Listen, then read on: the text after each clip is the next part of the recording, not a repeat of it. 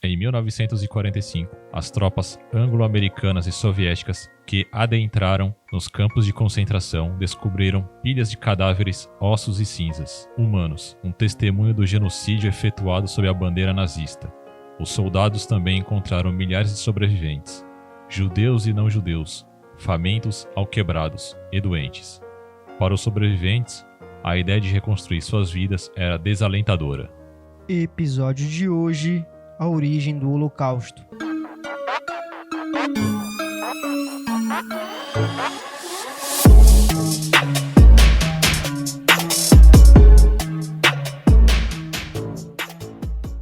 Você que está do outro lado do fone de ouvido, você jovem que nos ouve, vai prestar a prova do Enem, né? A gente tem um curso de História do Brasil para você. O curso tá lá na Udemy. A gente vai falar sobre o processo colonial, a administração colonial, crise do sistema colonial, processo de independência, as monarquias, né? Principalmente o Segundo Reinado. Vai falar da Era Vargas, da República Oligárquica, sobre o coronelismo, sobre a ditadura militar. A gente vai fazer um passeio aí sobre a história do Brasil. E você que está querendo aumentar mais o seu conhecimento, quer aprimorar mais os seus conhecimentos na área da história do Brasil, a gente tem esse curso para você com um preço bastante acessível. E claro, como tá na Udemy, a Udemy sempre coloca promoções relâmpago lá dentro. Então o link do curso tá na descrição desse podcast e não esqueça de comprar, beleza? Você que tá aí a fim de melhorar seus conhecimentos para fazer a prova do Enem ou algum concurso público, vai adorar esse curso. Beleza? Vamos para o podcast.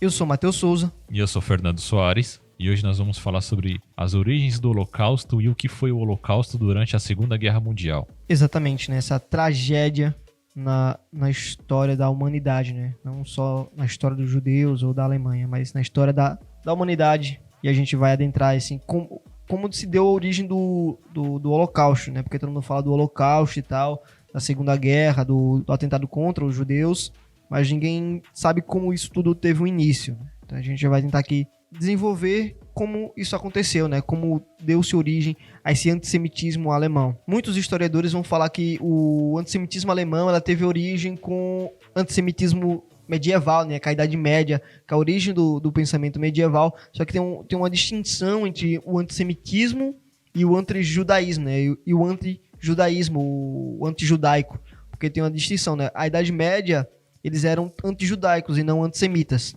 O antissemitismo, qual a diferença dos dois? O antissemitismo é algo, por exemplo, eu tenho um ódio por uma pessoa sem nenhum motivo, eu só odeio ela, e depois eu crio um motivo para isso. Tipo, eu te odeio, não tenho motivo nenhum pra te odiar, mas eu te odeio. E depois disso eu crio um motivo pra te odiar. Esse é o antissemitismo. O antijudaísmo, não. Primeiro ele cria um motivo, seja ele imaginário ou real. Não precisa ser necessariamente que existente, né? Por exemplo, eu te odeio porque você fez alguma coisa. Por exemplo, no caso dos cristãos, eu odeio vocês porque vocês pregaram Jesus na cruz, né? Vocês mataram Jesus. Então, por isso que eu odeio os judeus. Então, primeiro eu crio um motivo, depois eu crio o meu ódio. Então, esse é o antijudaísmo. O antissemitismo não. Primeiro você odeia, depois você cria o seu ódio com o judeu, né? Então, essa é a diferença. O alemão, ele era antissemita. Já lá na Idade Média, o pessoal lá era antijudaico. Até porque pessoas que eram judeus e se convertiam para o cristianismo, né, para o catolicismo, né, que era conhecido como cristãos novos, eles eram perdoados, ou seja, eles eram aceitos. Já no antissemitismo, não. Só pelo fato de você ser judeu, não importa se você se converta, você podia estar lutando com os nazistas lá na Segunda Guerra Mundial. Isso não o salvaria. Só pelo fato de ser judeu, isso já era um pecado mortal, então você merecia sofrer, você merecia morrer por isso, né? Os judeus eram encarados pelos nazistas não como uma religião, mas como uma raça, tá? Como, por exemplo, aí tem até historiadores, né, que dizem que a origem do Holocausto tem a ver com o neocolonialismo, né? Essa perseguição, essa escravização, essa conquista de territórios africanos que causou também várias dores ao povo africano. Eles dizem que alguns historiadores falam que a origem desse pensamento também antissemita alemão vem do neocolonialismo, né? Da tortura contra os africanos. E a mesma coisa os alemães vão fazer, no caso da época nazista, vão fazer com os judeus. Então, muitos dizem que é daí que surge o pensamento antissemita, né? Alemão, esse ódio, né? Que é criado. Primeiro eles odeiam, depois eles criam um motivo. Como, por exemplo, vão criar na Alemanha, como, por exemplo, vão ser acusados dos principais causadores da desgraça alemã pós-Primeira Guerra, né? Então, aí depois dessa derrota na Primeira Guerra Mundial, vai haver toda aquela, literalmente uma depressão pelo país, devido a vários fatores, a derrota, a perda dos seus exércitos, a perda da economia. Toda essa situação de frustração vai levar a galera a querer botar a culpa em alguém, de certa forma. Falando assim, resumidamente, seria isso, em um contexto. E aí é que o rapaz chamado Adolf Hitler, ele vai começar a escrever o seu livro Minha Luta, e aonde ele vai, através, inicialmente desse livro, justificar quais foram os motivos do grande império alemão ter sido derrotado. E um grande fator que ele vai colocar nesse livro é justamente os judeus, onde ele vai dizer que o país dele estava sendo contaminado pela raça judia, e isso estava trazendo uma série de fatores, porque eles eram economicamente mais prósperos do que o povo alemão em si. Eles estavam se infiltrando em diversas camadas da sociedade deles, e para ele isso vai ser uma justificativa. Ele vai falar, não, para recuperar a honra do nosso império, uma das razões é a gente se livrar dos judeus, porque eles são como uma praga dentro do nosso sistema. Então, se a gente se livrar deles, a gente recupera a nossa glória e nossa honra. Então, dá-se nisso, né? Com Hitler, ele tem o seu ideal antissemita, ele ganha de um professor, se eu não me engano, é um professor da época de escola, que tinha esse ideal antissemita de que judeu era a grande praga da humanidade. E ele vai levar isso pra frente, e vai concordar, e vai levar isso pra frente posteriormente, né? É tanto que, com isso, né, quando o Hitler chega ao poder, em 1933, né, se não me engano. Isso. Ele chega ao poder, então ele dá início a esse projeto de limpar, né, como ele fala, de limpar a Europa dessa raça judaica, né, e que quem deveria dominar o mundo era a raça ariana. É tanto que no seu livro, no Mein Kampf, né, que você citou, ele fala, né, que quando tem essa mistura de uma raça ariana com uma raça inferior, a raça ariana, ela é, vamos dizer assim, ela é corrompida. Ela não é mais tão forte assim para ser lidada, né? Ele diz que Deus criou 3 raças, não é? A raça ariana, uma média e um inferior, se eu não me engano. Isso. No que ele cita no livro. Se eu não me engano é esse, né? E a raça ariana seria, então, o povo alemão, né? O povo de descendência prussiana, né? Ali a Áustria, né? A Polônia. Se não me engano, a Polônia também é, né? De descendência... Acho que era uma parte da Polônia, onde tinha alguma coisa uma galera assim. da A Alemanha, né? Aí. A Alemanha, que foi unificada. Então, ele dizia que a raça ariana era esse povo prussiano que descendia, né? Que era o povo que estava para vencer. Estava lá para vencer. Ele também se utiliza de temáticas do darwinismo social, né? Criado por Spencer, de que uma raça ela sobressai sobre a mais fraca, né? No caso, a raça ariana sobressai sobre as outras estão ali para perder, para sofrer mesmo. Então, quando tem essa mistura dessas raças superior e inferior, a inferior ela perde todo o seu poder, ela perde toda a sua força, então ela acaba se tornando Inferior não, a superior. Então, a superior é contaminada. Então, a superior, ela é contaminada, ela se torna uma inferior, vamos dizer assim, né? Aquele ser que nasceu do cruzamento, vamos dizer assim, da relação sexual de uma pessoa ariana e uma não ariana, é um ser fraco, que ele não vai ser ariano, ele vai ser um ser fraco, pois tem genes nele de um ser inferior. No caso, para os alemães nazistas, eram os judeus. Então, para Hitler, ter uma relação com um judeu era a mesma coisa que está enfraquecendo a sua raça, no caso a raça ariana, que também foi baseada num pensamento distorcido de Nietzsche, né? Nietzsche morre e a sua irmã, aquela filha da puta, pega todo o seu pensamento e distorce ele, né, para vender os seus livros e distorce o pensamento dele. E Hitler se apropria desse pensamento distorcido de Nietzsche que se utiliza do super-homem, né? Porque Nietzsche fala do super-homem, que na verdade não tem nada a ver com questão de ser superior, não. É porque ele fala, né, Nietzsche fala que o homem é um ser a ser superado, né, mas é numa questão moral e não numa questão racial. E então Nietzsche se apropria desse pensamento também e cria sua teoria conspiratória, né, se baseando nesse Deus que tinha criado essas 3 raças diferentes, onde a raça ariana seria superior, o darwinismo social também é embasado em pseudociência, e também esse pensamento distorcido do super-homem, do Übermensch, do Nietzsche. E é então que ele dá início, né, no seu governo, a esse processo de excluir os judeus, né? Primeiro começa a excluir do serviço público, né? Eles não deveriam mais fazer parte do serviço público, eles não poderiam mais ser servidor público. E depois eles tiveram as suas lojas que foram atacadas, boicotadas, entre outros. Teve perseguição nas ruas, né? Quando os judeus começaram a ser atacados, eles tiveram perseguições nas ruas consideravelmente. E, eles eram atacados e, a polícia estava passando do lado e não fazia nada. É porque eles não tinham mais direitos. Eles não tinham mais direitos, né? Os direitos dos judeus foram retirados. Eles eram considerados como um cidadão de segunda classe. Pois é. Eles tinham deveres para cumprir com a Alemanha, ironicamente, mas não tinham direitos a receber. Pois é, você tem deveres, mas não... você tem deveres, mas não tem direitos. Mas não tinham direitos. E depois eles foram proibidos, né? Depois desse pensamento aí de que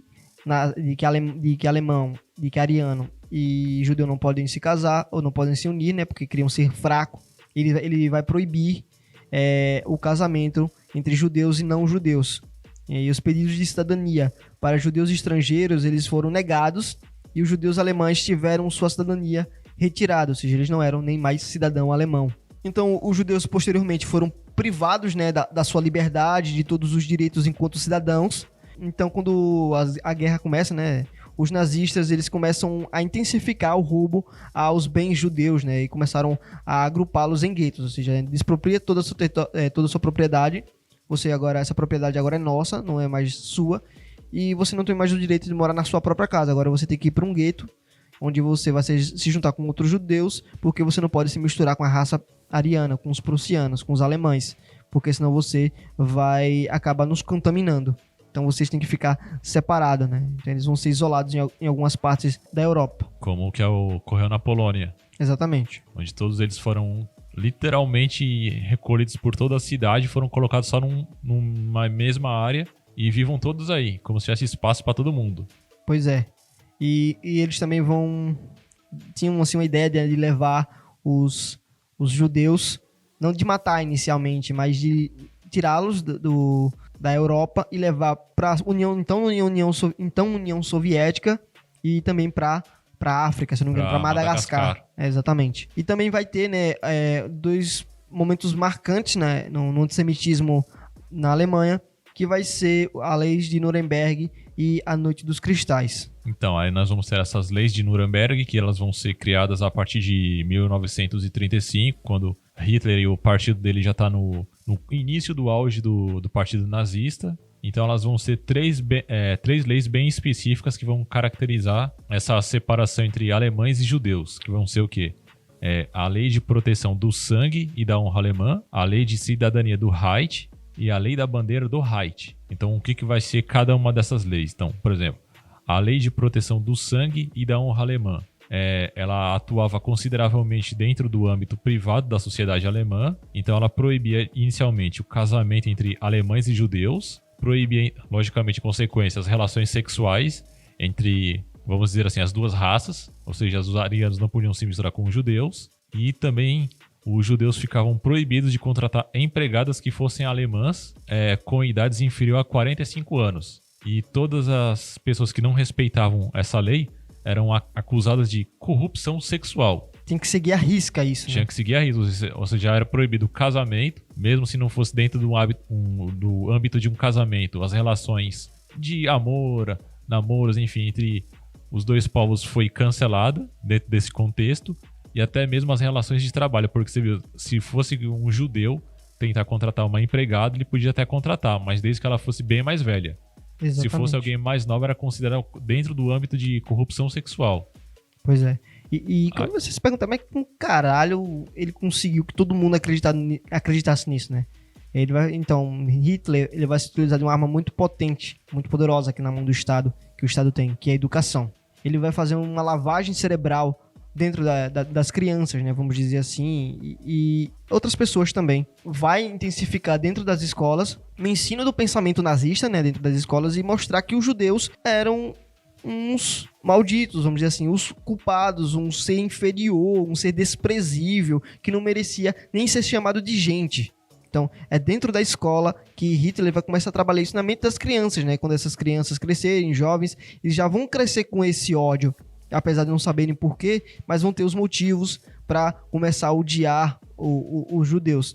Então, E já é implantada, tipo, eu odeio aquele cara, mas por quê? Sei lá, porque me ensinaram que era isso. exatamente. Foi ensinado eu e tá- odeio ele porque a culpa dele, da nossa desgraça, são eles. Como aconteceu, né, com, se não me engano, é o Tratado de Versalhes, né? Isso. Que acontece, né, que a Alemanha sai muito prejudicada, então ele vai dizer que toda a culpa disso vai ser do judeu, da desgraça vai ser judaica, culpa deles. Então, eles fazem essa lavagem cerebral dentro da Alemanha, principalmente com crianças, mas também com adultos e outras pessoas, fazendo esse trabalho de demonizar, vamos dizer assim, os judeus.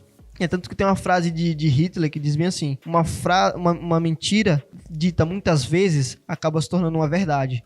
Então é isso que... E é verdade. E ele conseguiu. Ele conseguiu. Se você...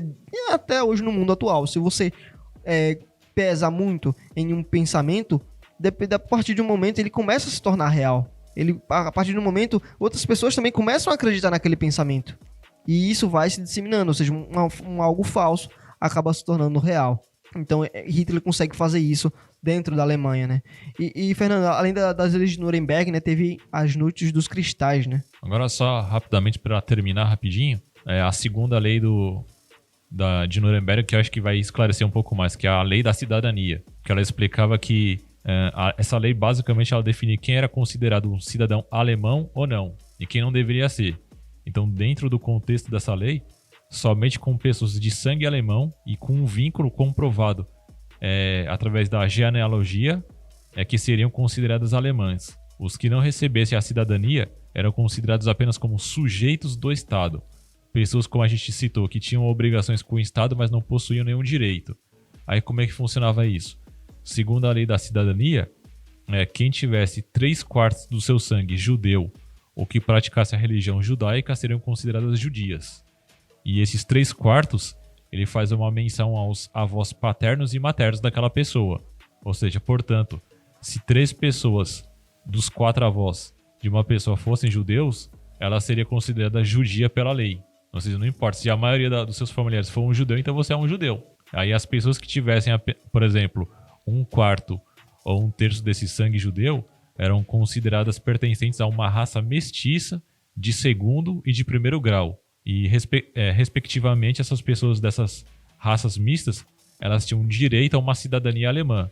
No caso dos que fossem vinculados a essa raça, já esses, vamos dizer assim, os casamentos antes da lei. Por exemplo, aquelas pessoas que já eram casadas, como é que fica? Então, essas pessoas elas seriam consideradas judeus caso praticassem o judaísmo. Caso eles fossem casados com os judeus, ou fossem filhos ou pais de um judeu, também seriam considerados. Ou seja, o cara que é alemão é casado com uma judia.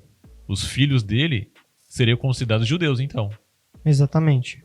Na época de prender, que estavam prendendo os judeus. Se fossem prender a família desse cara, só ele ia escapar.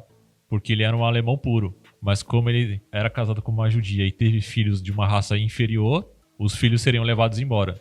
Pois é. E na Alemanha começaram a se desenvolver técnicas, né, para descobrir quem era alemão e quem não era, né? Quem era alemão puro. Que eram técnicas de medição de crânio, de tamanho de nariz, das orelhas, formato do rosto, né? E isso foi se utilizado, principalmente vem do pensamento do darwinismo social, né? Que para montar uma estrutura de como seria, então, um ariano puro.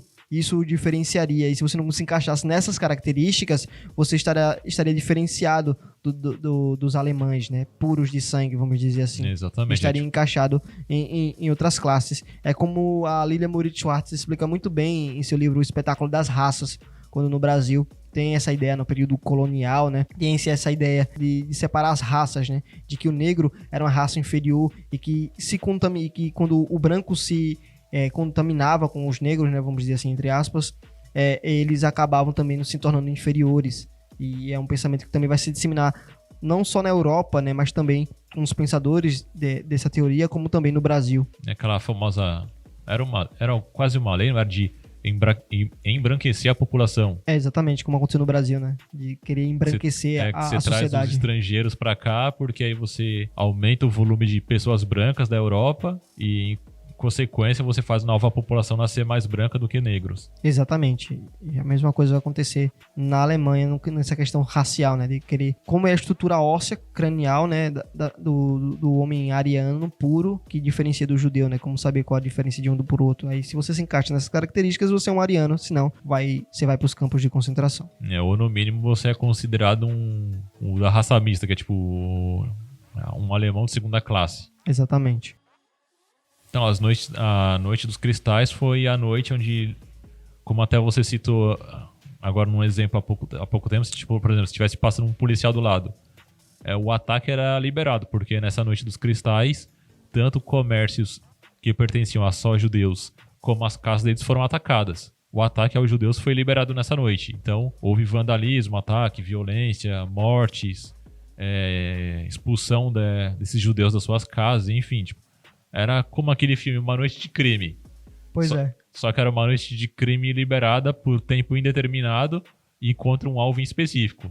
Os judeus. Exatamente. Então, se você fosse um judeu, pai de uma família, você corria esse risco duplo. Risco duplo no sentido que, se você fosse um comerciante, nessa noite você ia ter certeza que o seu estabelecimento ia ser destruído. Porque você era judeu e naquela noite estava sendo permitido isso. E se você tivesse a sua família, você corria um risco maior ainda, porque simplesmente iam entrar na sua casa, o menor dos males ali seria você ser espancado, e no pior iam matar você e destruir sua casa junto. Exatamente. E tem esse nome, né, Noite dos Cristais, porque quebrou-se muita vidraça, né, muitos vidros de lojas e de casas de judeus. Aí os estilhaços, né, os estilhaços, aí ficou conhecido como Noite dos Cristais, por causa dos vidros quebrados. Então, né, vai ter o início da guerra e vai dar esse início ao que ficou conhecido como solução final, né, que é um eufemismo para o extermínio feito pelos nazistas contra os judeus, né. O Adolf Hitler, ele tinha como ideia inicial que era promover o extermínio de judeus após a vitória alemã nesse conflito, né. Enquanto isso, os nazistas eles continuavam aprisionando, né, e promovendo todo tipo de absurdo contra os judeus. Só que a violência contra os judeus era consideravelmente maior no leste europeu, ali, né? Por exemplo, na Polônia, né? Essa região aí. Então, uma série de ideias, né, nesse sentido de tentar acabar, né, de como dar uma solução final para esses judeus, foi proposta, então, pela cúpula nazista, né, como uma forma de deportação dos judeus para a União Soviética ou para Madagascar, né, como eu havia citado. No entanto, à medida que os nazistas perdiam o controle da guerra, né, ali 41, mais assim 42, 43, vamos dizer assim. 43 para frente, eles já estavam. O eixo já estava virando. O eixo da balança, eu quero dizer, já estava se virando contra eles. Exatamente. Eles já começaram a perder o espaço da terra, né? Os alemães começavam a perder essa guerra, né? As ações contra a etnia radicalizavam-se até que um cabra chamado Reinhard Heydrich e Heinrich Himmler, que esse é mais conhecido, né, elaboraram um plano conhecido como Solução Final. Já existiam os campos de concentração, né, durante a guerra, tinham os campos de concentração, só que eles não eram levados lá para morrer, era apenas para trabalho forçado, mas ainda não eram exterminados. Morriam, no caso, por cansaço, por má alimentação, por alguma doença ou algo do tipo, mas não por extermínio alemão. Esse plano de solução final, ele estipulou que eles deveriam ser fisicamente eliminados, ou seja, mortos, né? E isso deu início a uma série de ações. Nesse contexto, a gente vai destacar o papel dos grupos de extermínio, e dos campos de concentração que foram criados durante o Holocausto. Então, esses grupos de extermínio, eles começam no leste europeu e eles se tornam uma prioridade dos alemães durante a guerra, na medida que os objetivos de conquista, como você falou, dos territórios não estavam sendo alcançados. Então, no final de 1941, a posição dos nazistas em relação aos judeus era de que eles não poderiam mais trabalhar e seriam sumariamente executados. Porque, então, até então, como você falou, tinham os campos de concentração, mas a galera era mantida ali meio que só num contexto de trabalho. Trabalhos forçados, eles não recebiam um bom tratamento, morriam de qualquer forma, mas até então não tinham as vidas meio que poupadas. Já nesse contexto de estamos perdendo a guerra, a coisa está ficando fora de controle, então o que a gente vai fazer com um dos nossos objetivos principais, que era limpar a Alemanha, limpar a nossa nação dos judeus? Aí eles praticam essa ideia de solução final, ou seja, se não tem jeito, vamos exterminar todo mundo. É aí que entra esses grupos de extermínio, que eles vão dar início a uma limpeza étnica, sem se importar agora com a utilização desses judeus como mão de obra, ou seja, não importa mais se eles têm alguma utilidade ou não, agora é para eliminar e acabou. Então, dentro desse grupo, incluíam membros do exército alemão, da famosa SS, que era a organização paramilitar, e das polícias nazistas. Esses grupos de extermínios, eles atuaram atrás das linhas alemãs durante o conflito, ou seja, eles agiam dentro das regiões que eram dominadas pelos nazistas e faziam isso em grandes grupos, ou seja, existiam 4 grandes grupos de extermínio.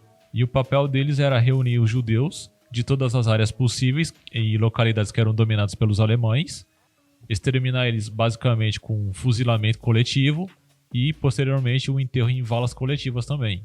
Pois é. Só que Hitler vai perceber que, gastar muita bala, né? Tem que ter munição para um plano como esse. Então, Hitler vai perceber que vai gastar muita munição e que era um desperdício de munição. E que deveria procurar uma forma mais eficiente de eliminar os judeus, né? De uma forma mais rápida e, vamos dizer assim, entre aspas, humanitária, né? Porque, o cara leva um tiro, quer dizer que ele morre na hora. Pode ali ficar agonizando de dor até a hora de morrer, até a hora que morreu. E, também tinha quando os judeus, né, eram obrigados a carregar os corpos mortos para dentro das valas, onde eles também seriam mortos, né? E até cavar as próprias valas. Era algo, assim, muito cruel. Então eles criam a câmara de gás, né, que é para matar de uma forma mais rápida e mais limpa possível. E assim também poupava munição. Deveria ser utilizado na guerra, né? E então é que eles usam 2 tipos de gás, né? Que é o carbono, o CO2, e era outro que, se eu não me engano... O Zyklon B. É esse mesmo, que ele era, quando queimado, ele na verdade, esse veneno era um pesticida. Só que quando ele queimava ele soltava uma fumaça venenosa e que acabava matando as pessoas, né? No caso, os judeus. Então vai ter também, né, os campos, além dos grupos de extermínio, vai ter os campos de concentração, né? Os campos de concentrações, eles foram locais encontrados pelos nazistas para ampliar o extermínio dos judeus na Europa, né? Uma forma de eliminar de forma mais rápida. De certa maneira, 2 modos de você matar.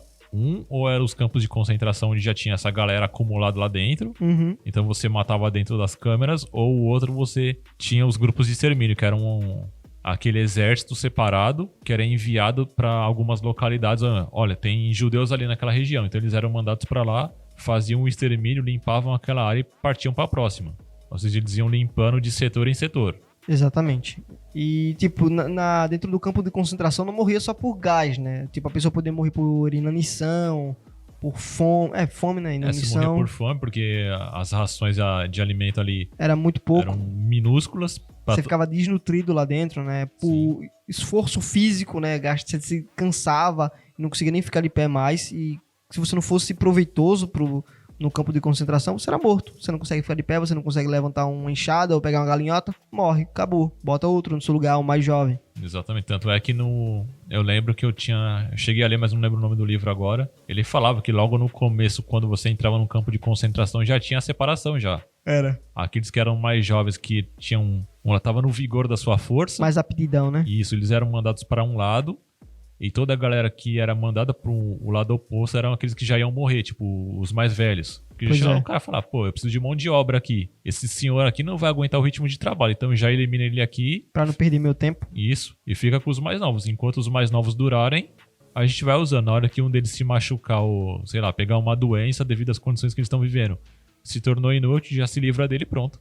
Exatamente. É assim que eles vão tocando esse processo de extermínio dentro do sistema de holocausto, né? Dentro dos campos de concentração. E vale ressaltar que o holocausto, isso é uma coisa que me incomoda um pouco em filme. Porque o holocausto, todo mundo pensa, beleza, judeus, caras sofreram 6 milhões de mortos, beleza.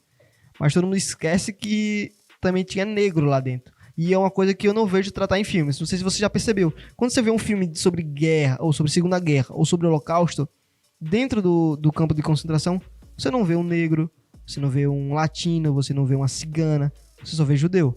Eles se esquecem de que tinha esse povo lá dentro também, que também foram levados para os campos de concentração. Claro, talvez numa minoria, e também presos políticos, né? Uma minoria, mas tinha. Então, é algo que, quando eu vejo um filme sobre, eu fico me pensando, né? Por que não tem ali?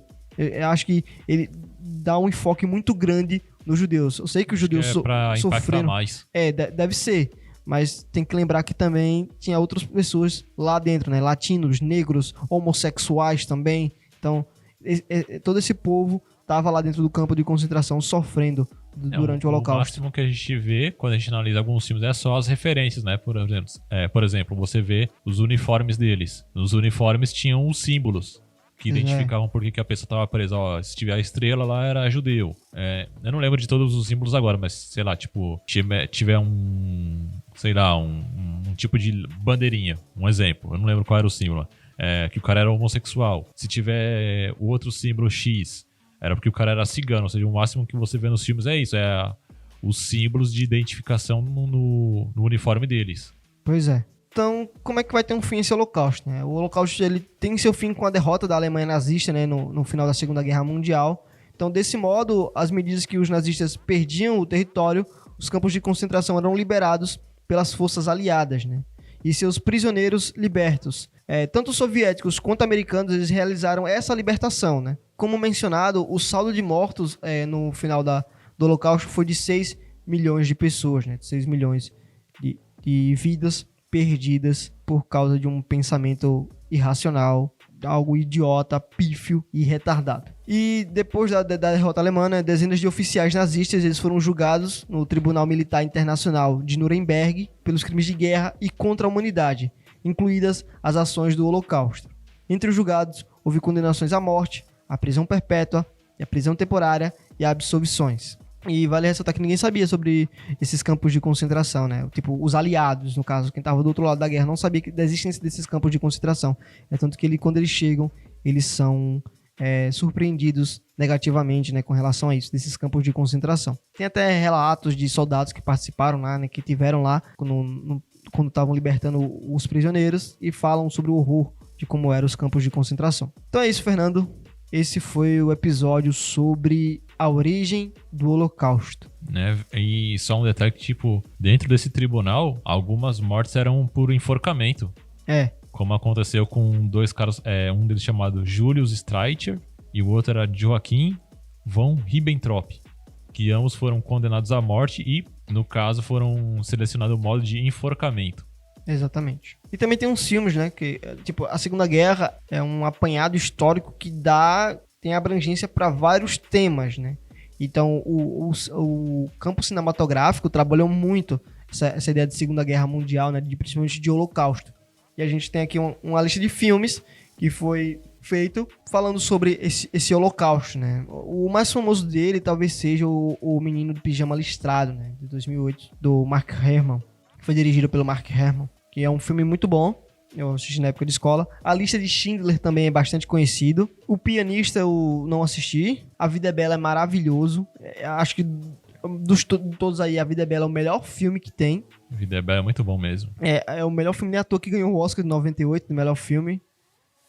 Em contrapartida, muitos acham que foi injusto, né? Que muitos acham que quem deveria ter ganhado era o Central do Brasil. Mas eu não assisti Central do Brasil ainda, então A Vida é Bela. Como não, meu Merecidíssima. amigo? Central do Brasil tem, sei lá, mais de 10 anos no mínimo. Eu Você nunca não assisti assistiu? Central do Brasil. Tem Amém, dirigido por Constantin. Tem O Filhos de Saul, ou Sul, não sei. E tem O Diário de Anne Frank. Esse filme que é de 1959, que eu nunca ouvi falar, tô ouvindo falar agora. Então, esses são os filmes.